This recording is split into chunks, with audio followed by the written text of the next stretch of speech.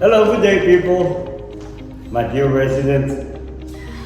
This is your maintenance guy. So I'm here just to show you on your garbage disposal in case you run into a problem with it and show you how to reset it on Yen. Get it on Yen. Okay? So if your garbage disposal is not making any noise, okay? If you're not making any noise and after you turn on the power, that means that it tripped. There's a button over here on the bottom.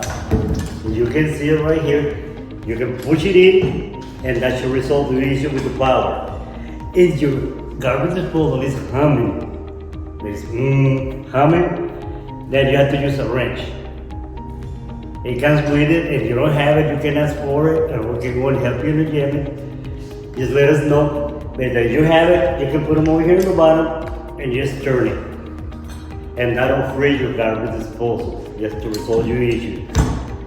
If you have any other questions, just let us know. We're here to help you.